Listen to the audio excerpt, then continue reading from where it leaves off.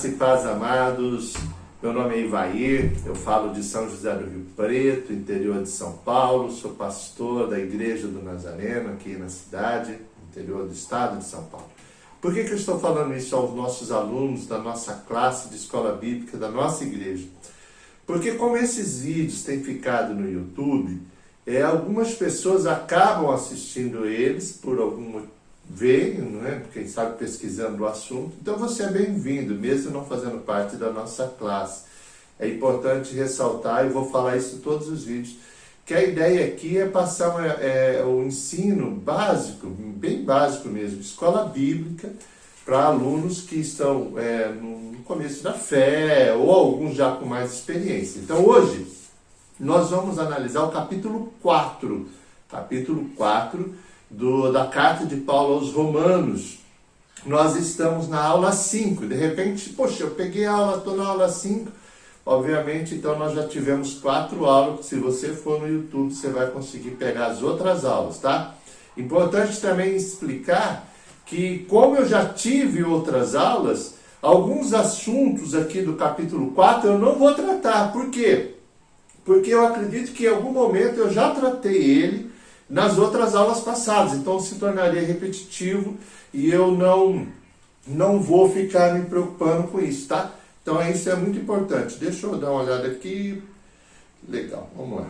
É importante, vamos lá, vamos explicar algumas coisas aos irmãos. Queridos, primeira coisa, sempre na nossa aula, nós sempre temos uma iniciação para os alunos mais novos, para a gente explicar algumas coisas, algumas curiosidades. E hoje me veio à mente trazer algumas curiosidades.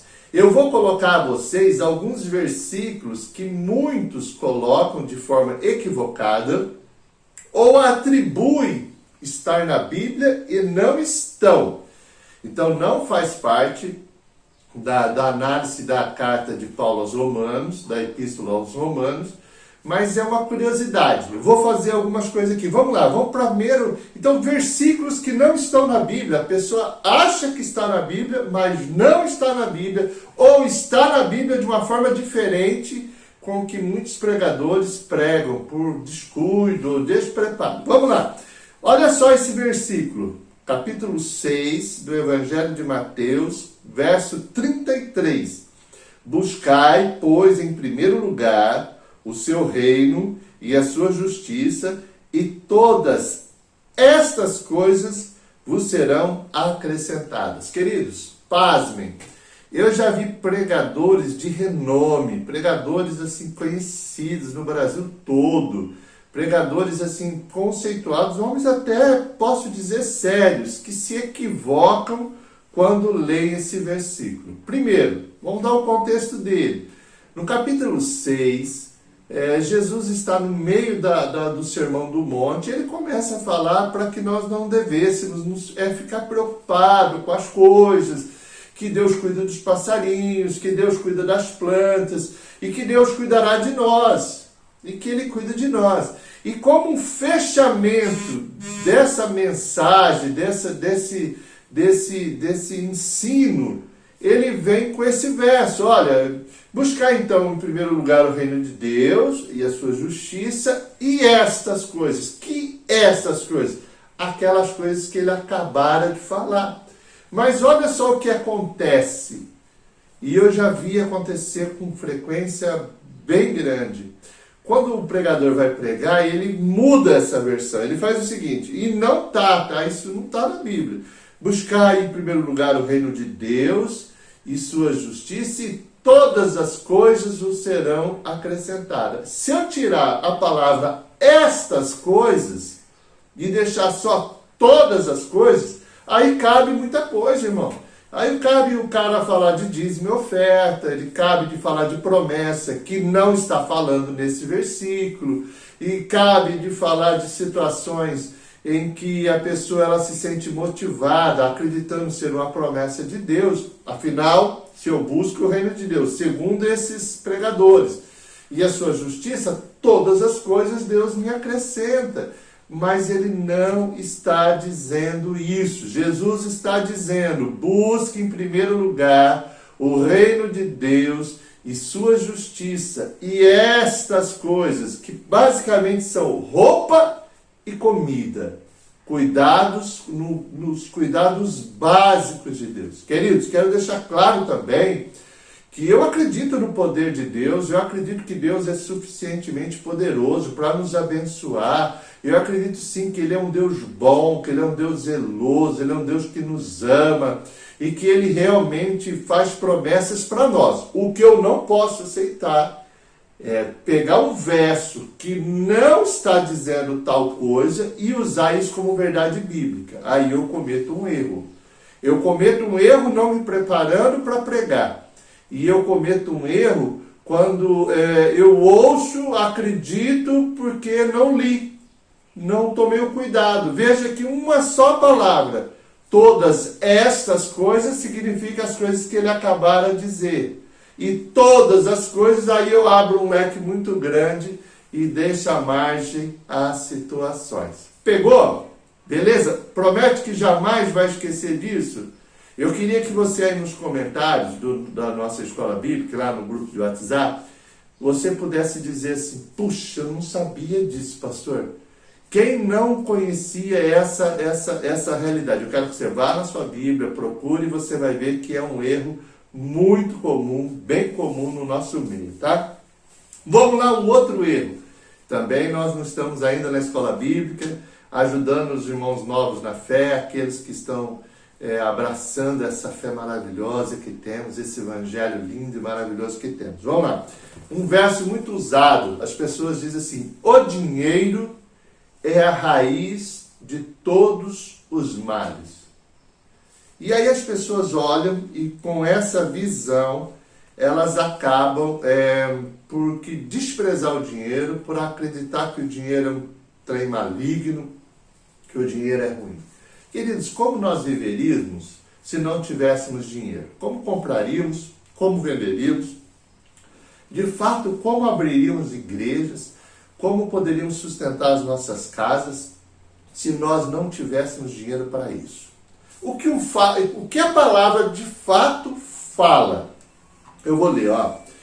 Porque o amor ao dinheiro é a raiz de toda a espécie de males. E nessa cobiça, alguns se desviaram da fé e se traspassaram a si mesmos com muitas dores. Primeira carta a Timóteo, capítulo de número 6, verso de número 10. Então aqui, o problema não é o dinheiro.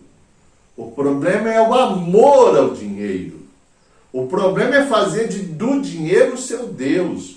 O problema é fazer do dinheiro o seu objetivo de vida. O problema é fazer o dinheiro o fim de todas as coisas, não importando os meios para tê-lo. Compreende isso? Entende essa diferença?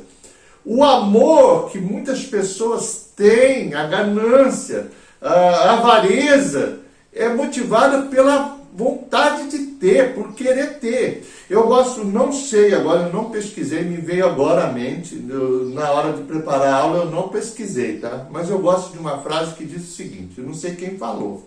Ele diz o seguinte, ou o dinheiro é teu escravo, e aí tá certo, ou você é escravo do dinheiro. Ou ele manda em você, ou você manda nele. O ideal, o correto, o bíblico, que eu mande no dinheiro. Que eu use o dinheiro, sim, para cuidar bem da minha família, inclusive para ofertar, para dizimar, para ajudar os necessitados, para fazer com que os meus filhos e minha família também tenham um bom padrão de vida. Então não tem a ver com o dinheiro, mas tem a ver com a pessoa, entendeu? A pessoa, o amor à pessoa, aquela tal coisa. Como o amor ao time de futebol pode ser pecado, como o amor fora de controle aos filhos pode ser pecado. Por quê? O amor a tal coisa, que faz dessa tal coisa estar na frente de Deus, aí sim é o erro. Ok? Vamos ao último? E aí? Tá ficando fácil? Já já nós vamos para a aula, você vai amar a aula, tá? Outra frase que muito se fala, inclusive as pessoas evangelizando falam isso, é um absurdo, mas vamos lá. Quem já não ouviu essa frase? Deus tarda, mas não falha. Isso já saiu da minha boca, às vezes sai inconsciente, cara. Na hora de eu estar falando a coisa, não, irmão, fica tranquilo, Deus tarda, mas não falha. O que é isso? Vamos pensar bem. Eu já falei isso, meu amado. Você acha que Deus tarda? Por que ele tardaria se ele é poderoso, se ele é atencioso, se ele é amoroso? Por que ele demoraria a fazer tal coisa se ele pode fazer antes? Queridos, Deus nem tarda e Deus também não falha. Por que Deus não tarda? Porque o que acontece é que Deus tem o tempo dele. Tais situações ele permite nas nossas vidas para que aprendamos, para que sirvamos de lição para nós, para que seja para nós um exemplo do que fazer ou do que deixar de fazer. Vocês entenderam? Então não tem isso. Tem um verso que eu gosto muito, ó. Diz assim: não se esqueçam disso, amados. Para o Senhor um dia é como 1000 anos, e 1000 anos como um dia. O Senhor não demora em cumprir a sua promessa, como julgam alguns. Pelo contrário, Ele é paciente com vocês, não querendo que ninguém pereça, mas que todos cheguem ao arrependimento. Segunda carta de Pedro, capítulo 3, versos 8 e 9. Então é o seguinte, ó. Por mais que seja tentador a gente falar tal coisa, que Deus tarda, mas não falha, queridos, você não tem aval bíblico para falar isso. E eu até acho, eu quero me atrever a até dizer algo para você. Você menospreza o poder de Deus, o amor de Deus, quando sai de nossas bocas, eu vou colocar eu aqui incluído, uma palavra como essa. Nós não podemos dizer isso. Deus não tarda e Deus não falha. Deus na hora certa age. Às vezes nós atribuímos tal situação como uma demora, mas essa demora, pode acreditar, em alguém Deus está produzindo coisas boas, em alguém Deus está fazendo coisas, e é nisso que eu creio, e é nisso que você tem que crer. Amém? Deixa eu falar uma coisa, até um testemunho bem rapidão. Eu evangelizava um rapaz, eu falo isso porque eu preciso de um verso bíblico, amados, para ter como base, porque se eu não tiver uma base bíblica, uma promessa bíblica, uma resposta bíblica, será a minha vontade. E a minha vontade, Deus não tem compromisso com ela. Deus tem compromisso com o seu desejo, com a sua vontade, com a sua palavra. Lembro-me um dia que evangelizava um rapaz que hoje, para a glória de Deus, ele serve ao Senhor. Hoje ele serve ao Senhor. Mas era um rapaz bem estranho. Vamos imaginar um garoto tão estranho. Ele era novo na época, cerca de 15 anos atrás, e apareceu um CDzinho, um testemunho de um cara que se dizia fazer parte de uma banda aí muito famosa, e que ele se converteu, e ele contou um testemunho mirabolante das promessas, do quanto Deus fez, e como aquele rapazinho que eu evangelizava, ele era uma pessoa que gostava da tal banda, eu não conhecia, ela é muito famosa, era os Raimundos. E aí ele falou, olha, eu falei, cara, olha que ele vê esse verso aqui, novinho, eu era novo também na fé, a hora que ele vê esse testemunho, ele vai amar. Bom, resposta, resumo. Cara, eu entreguei o testemunho para ele, fiquei impactado com o testemunho, entreguei para ele no final de semana e ficou ouvindo. Só que no final de semana eu descobri que era tudo mentira.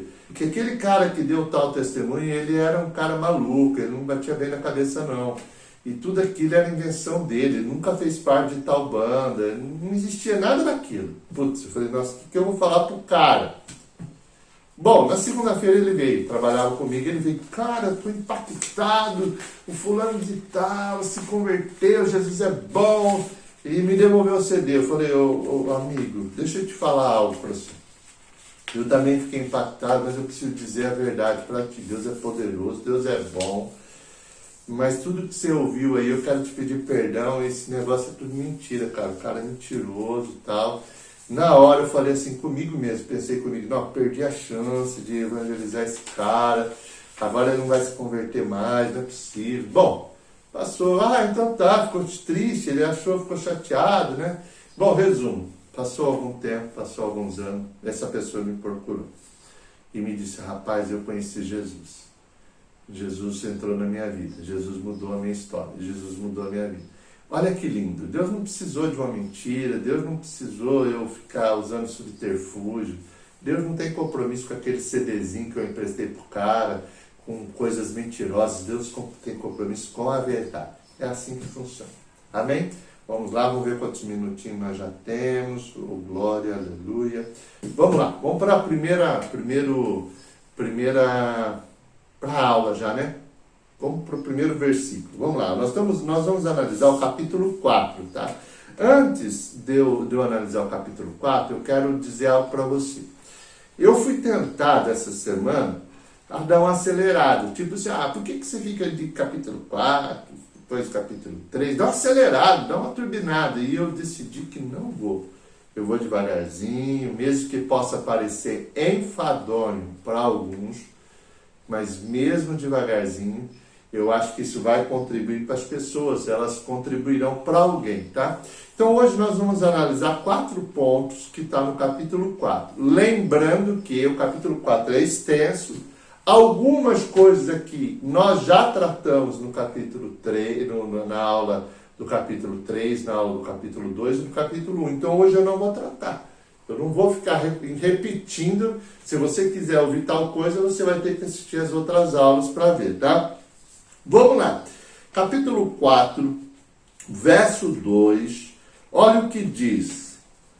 Porque se Abraão, foi justificado por obras, tem de que se gloriar, porém, não diante de Deus.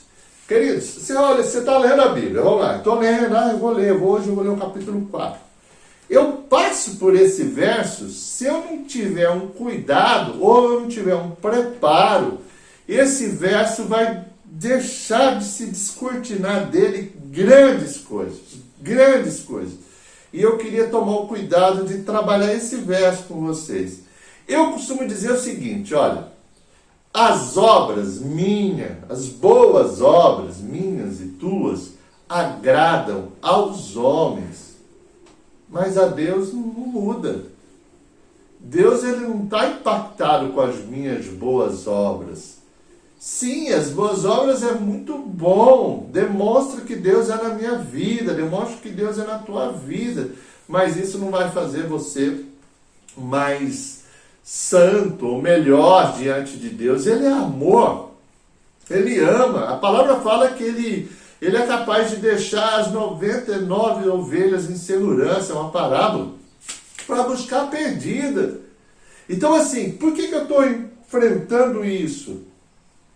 Porque o que agradou, ele está citando aqui Abraão, o que agradou a pessoa de Abraão, que fez com que Deus se agradasse dele, não é as suas obras, não é o fato dele ter saído da sua casa, da sua parentela, não é o fato dele ter saído daqui para outro lugar porque Deus mandou, daqui para outro lugar porque Deus mandou.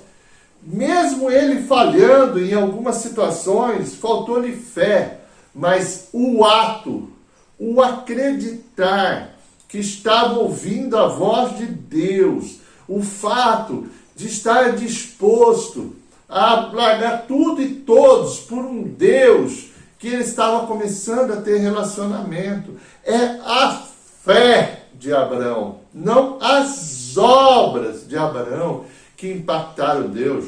Foi o fato dele ter pego, Abraão falou, eu quero teu filho. Deus falou, eu quero teu filho. Ele falou, tá bom, você quer meu filho? Meu filho, Isaac, então tá bom, eu vou lá sacrificar ele. Gênesis fala isso. Então o que é importante? Quando eu começo a acreditar, e você começa a acreditar, olha isso que é o lance da aula, presta atenção agora, ó. Quando você começa a acreditar que as tuas obras impactarão Deus de alguma forma, o foco está em você. Você está mostrando o quanto você é bom, mostrando o quanto Deus é na tua vida, mostrando a diferença de Deus. Isso não fará diferença na sua relação com Deus. Deus ama pessoas hoje que são muito piores que você, mas Ele as ama e continuará amando. O amor dele não tem condicional. Agora, qual que é o perigo? Muitas pessoas, elas falam assim, tudo bem, de vez em quando eu faço alguma coisa errada com a minha família, com a minha esposa, mas eu dou cesta básica, eu sou dizimista na igreja, eu ajudo os pobres, se alguém precisa do meu carro eu empresto, tudo muito bom, tudo muito legal. Mas, amado, essas boas obras, não credenciarão você a estar no céu. Você estará no céu pela fé. A fé de um Deus que morreu no teu lugar, que pagou um preço sobre tua vida. É nisso que a palavra diz. Eu vou ler de novo. Porque se Abraão foi justificado por obras, tem de se gloriar, porém não diante de Deus. Se gloriaria nele, se gloriaria nos outros, mas em Deus não. O que impactou Deus foi a fé. Abraão é o nosso pai na fé, ou da fé. Ele, pela primeira vez na Bíblia, ele foi um cara que se apresenta pela fé. Essa exemplificação dessa enorme fé fez com que ele se credenciasse a ser o pai de multidões, pela fé que Abraão teve. Aí você vai dizer, mas pastor, é que na época de Abraão, meu amado, a palavra fé era pouco usual, ou não era usada, porque era mais por obediência, por obedecer. Não tinha a ver com fé, tinha a ver por obedecer. Mas Abraão creu. Mesmo quando já estava velho, ele creu. Consegue entender isso? Consegue? Por que eu estou insistindo com você nesse ponto da aula?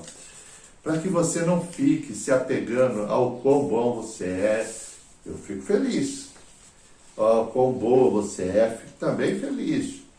Mas isso não fará você diferente diante de Deus. Algumas igrejas, elas apostam tanto as suas mensagens em cima da melhora, do quanto melhoramos. E de fato melhoramos. Eu não discordo. Mas não é isso que impacta o coração de Deus.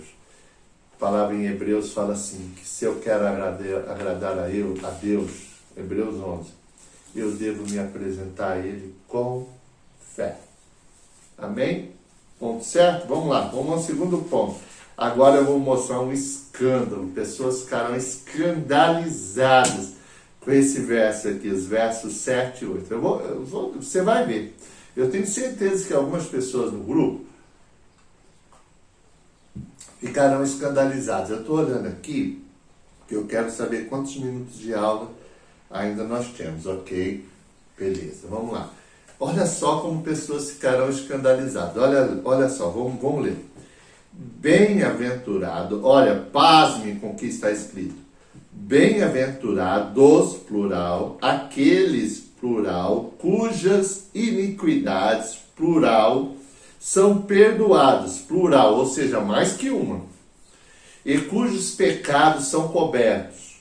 Bem-aventurado, agora singular, o homem a quem o Senhor jamais, repita comigo, jamais imputará pecado.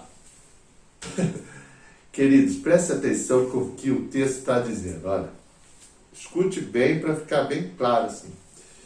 Imagina que há pessoas, e eu quero crer que eu e você somos essas pessoas. Deus olha para nós e não vê pecado em nós. Por que não pecamos? Pecamos. Eu e você pecamos. Pecamos sim. Pecado, infelizmente, ele é uma luta, ele é uma batalha diária e essa batalha tem que ser vencida. Ela precisa ser vencida. Eu não posso tapar o sol com a peneira. Mas o que acontece então? Por que eu sou bem-aventurado? Por que você é bem-aventurado? Se de alguma maneira falhamos. Nós somos bem-aventurados porque em algum momento da minha vida e da tua vida, na aula que vem, da outra semana, eu vou falar mais sobre isso, tá? Em algum momento da minha vida e da sua vida, houve um substituto pelo pagamento do meu erro e do teu erro. Como é isso? Quando Deus te olha, quando Deus te vê, Ele vê pelo prisma, pelo olhar, Ele te enxerga através do sacrifício de Cristo. É um escândalo, as pessoas acham isso um absurdo.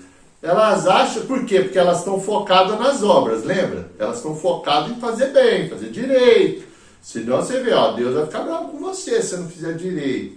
Queridos, Deus, ele não nos imputará pecado que Ele já imputou ao Filho. Ele não condenará a pessoa duas vezes, porque Ele já condenou naquela morte. O pecado que nós cometemos, que hoje para nós tem que ser um acidente, ou que para outrora, um dia, nós chegamos todos sujos, imundos, não reconhecíamos nem a condição que tínhamos. Um dia nós nos aproximamos de Deus, ok? Ok. Tínhamos pecado, certo? Certo. Agora, meus amados, preste muita atenção no que o pastor vai dizer. Agora, o pagamento de tudo que eu erro, de tudo que você erra, de tudo que você falha, sendo você uma filha ou um filho de Deus, o pagamento foi feito. O escrito que era contra mim, contra você, Colossenses, foi pago. Então, olha que eu leio um texto, bem-aventurados, plural, aqueles, nós todos, cujas iniquidades são perdoadas. Olha só, os nossos erros são perdoados e cujos pecados são cobertos. Mas como assim? Deus faz de conta, tipo assim, lá no céu, Deus fazendo de conta que não aconteceu, tipo tampando os seus olhos, não quero ver o que o Ivar fez, eu não quero ver o que a fulana fez, o que o fulano fez. Não! Ele está vendo. Ele está vendo o que nós fizemos ou fazemos. Mas Ele também está vendo o pagamento por tal situação. Entenda isso, e entendendo isso, você vai entender o que é evangelho, você vai entender que não tem a ver com obras, não tem a ver com ser bom, tem a ver com aceitar a fé de Abraão. Aí você vai falar assim, pastor, então quer dizer que eu libero geral? Eu libero geral, posso fazer o que eu quiser, que está tudo perdoado. Querido, uma pessoa que compreende isso, uma pessoa que de fato entende isso daqui, ela jamais se entregaria ao libera geral, porque ela reconhece que foi feito por ela. Ela reconhece que foi feito por ela e nela. Pegou aí? Não. Eu estou dando uma olhada, será que eu estou pregando? Não gostaria de estar pregando, não. Mas isso aqui me entusiasma tanto, isso me deixa tão feliz. Aqui desmorona toda a ideia. Eu fico feliz imaginando que talvez alguns alunos, eu sei que alguns alunos são bem novos. Alguns aqui, inclusive, nem fazem parte da nossa igreja. Eu fico imaginando você pensando, cara, está escrito isso aqui mesmo, não tem jeito de fugir, está escrito isso, não tem jeito de fugir isso daqui. Você olhando isso e se apaixonando por Deus, pelo tamanho amor em minha vida e em nossa vida. Vamos lá? Vamos lá, nós temos mais 2 pontinhos hoje, vamos ver quantos minutinhos de aula. Glória a Deus, beleza, vai dar tempo. Eu gostaria de fazer nesse tempo mesmo. Capítulo 4, agora o verso 16. Lembrando que alguns eu estou deixando para trás, porque alguns versos, porque já tratamos esse assunto, eu não quero ficar aqui sendo repetitivo, tá? Romanos 4, 16. Esta é a razão porque provém da fé, para que seja segundo a graça, a fim de que seja firme a promessa para toda a descendência. Não somente ao que está no regime da lei, mas também que é da fé que teve Abraão, porque Abraão é pai de todos nós. Bom, peraí, vamos lá, vamos explicar um pouquinho, que agora eu vou ter que explicar um pouco de cultura bíblica para você e explicar algumas coisas que talvez você não saiba. Bom, Abraão era um judeu, era um homem que foi feito, Deus fez uma promessa a ele, que sua descendência, sua casa herdariam naquela terra prometida, herdaria o reino celestial. Abraão, ele passa a gerar na carne Então vamos imaginar, ele casa com a mulher, ele gera um filho. 2, mas vamos tratar de Isaac. Não vou nem ficar falando hoje aqui de Israel, de Ismael não, porque não é o motivo da aula, mas enfim, Isaac. Isaac então é filho. E Isaac gera 2 filhos, Esaú e Jacó. Então esses aqui já são os netos de Abraão, ok? Beleza? Jacó, ele acaba herdando a primogenitura. Apesar dele não ter sido primogênito, ele acaba ganhando a primogenitura. E ele gera filhos, 12. Também não cabe aqui ficar explicando. Todas essas descendências da carne de Abraão são seus filhos, de alguma maneira, na carne. Então, Abraão gera Isaac. Isaac gera Jacó. Jacó gera as 12 tribos, os 12 filhos, e os filhos começam a gerar suas descendências. Elas, inclusive, estão relatadas na Bíblia. E o que tem a ver o Ivair? O que tem a ver você com Abraão? Você provavelmente não é descendente de Abraão. Eu não sou descendente de judeus. Fui pesquisar a minha árvore genealógica, ela não tem nada a ver com judeu, até porque os descendentes de judeus, eles sabem que são judeus, porque eles têm isso como raça, tá? Por que então você e eu devemos ser chamados de filhos de Abraão? É porque Abraão teve fé. Fé no quê? Fé numa promessa, que da sua descendência geraria uma grande nação.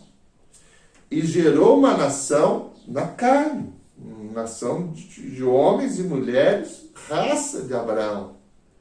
Mas também pela fé que Abraão teve, de crer que mesmo com 100 anos conseguiria ser pai, aquela fé na promessa é a mesma fé que eu tenho, que você tem, que Jesus morreu pelos teus pecados, pagou o preço pelos teus erros, e hoje então nós somos perdoados. Entende isso? Entendendo isso, você vai compreender por que nós somos chamados de filhos de Abraão. Filhos da fé que Abraão teve, de ser pai de uma multidão. Eu então me incluo nessa multidão quando eu entendo que Cristo veio para cumprir a promessa de que Abraão e o seu descendente não é plural, não é os seus descendentes, o seu descendente herdaria o reino, e o seu descendente é Cristo. Quando Cristo morre por mim, quando Cristo morre por você, e eu creio nisso, eu sou filho de Abraão, pela fé. Pegou ou não? Difícil? Tem jeito de explicar melhor isso? Eu até acho que tenha. Mas você precisa entender isso. Por que eu sou filho de Abraão? Porque eu sou da raça dele? Não. Porque de alguma forma, da mesma forma que ele teve fé, eu e você hoje temos fé que somos filhos e filhas do Senhor. A mesma promessa que ele fez para Abraão e cumpriu, ele está fazendo para mim e para você. Ele diz assim, João: vim para os meus, mas os meus não me receberam. Mas todos quantos me receberem, eu lhes dou o poder de serem feitos filhos de Deus. João capítulo 1, versos 11 e 12. Pegou aí? Legal? Estou terminando, tá? Essa coisa do Abraão, eu acho que muito pouca gente sabe. Eu acho que até tem obreiros. Nesse grupo nosso, nós temos pastores, nós temos obreiros, pessoas que já tiveram estudos mais profundos comigo. Mas eu acho que pouca gente entende esse lance de fé. Fé. E por que eu sou filho de Abraão e tal. Então agora está explicado. Agora eu estou terminando, tá? Vamos lá, vamos para o último ponto, depois eu quero orar com você. Romanos capítulo 4, versos 24 e 25. Diz assim: mas também, por nossa causa, posto que a nós igualmente nos será imputado a saber, a nós que cremos naquele que ressuscitou dentre os mortos, a Jesus, nosso Senhor, o qual foi entregue por causa das nossas transgressões e ressuscitou por causa da nossa justificação. Glória seja dada ao nome de Jesus. Isso aqui você precisa saber, querido. Quando Jesus veio ao mundo, ele não veio transformar apenas o mundo, ele veio transformar a minha vida, veio transformar a tua vida. Ele veio de uma forma bem clara, pagar um preço que eu não conseguiria pagar, nem você conseguiria pagar. Foi imputado, é o que ele está dizendo aqui, foi imputado a ele todos os meus pecados, todos os teus pecados. Imagine que tem alguém aqui olhando e assistindo essa aula e diz: pastor, não é possível, isso aqui eu acho que não dá não, acho que é muita coisa, é muito grave o que eu fiz, é muito grave o que eu estava fazendo até esses dias e não vai dar não, acho que isso Jesus não vai resolver não.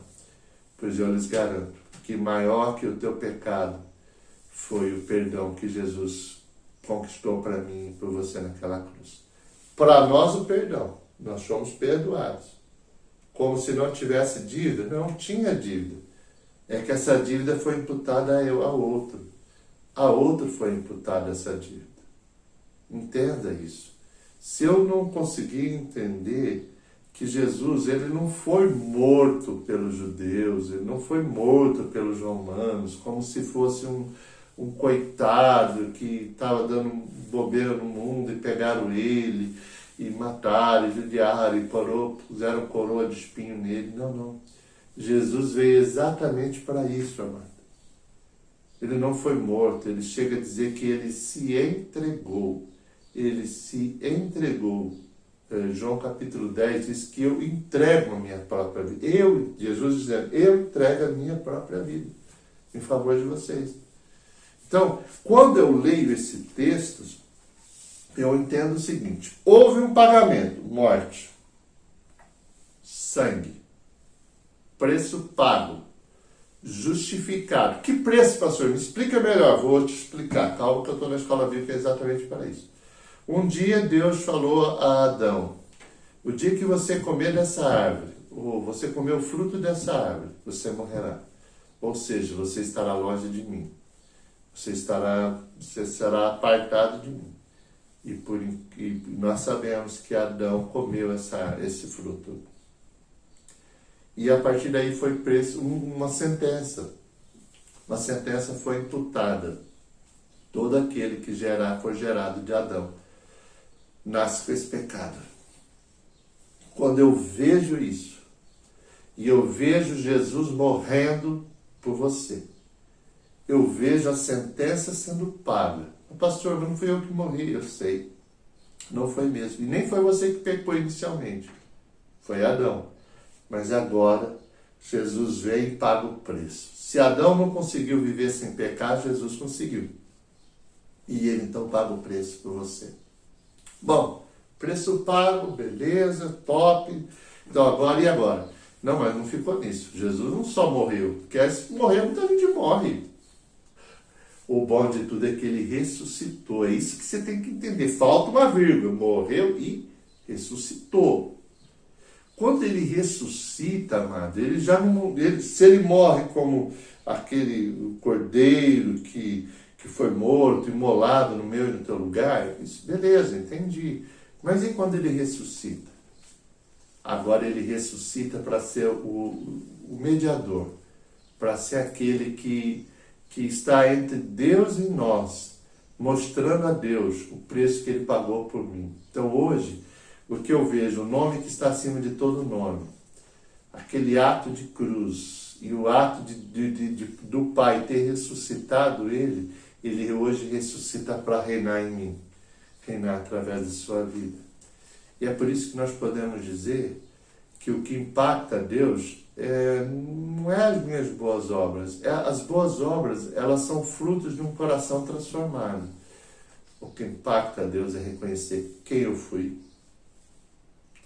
o que Deus fez por mim quando eu me converti, quem eu sou, que eu ainda continuo pecador, e o que Deus faz por mim. Acho que eu não preciso explicar mais nada, não. Queria poder orar pela tua vida. Se você é um aluno que veio e ficou até aqui, fico feliz.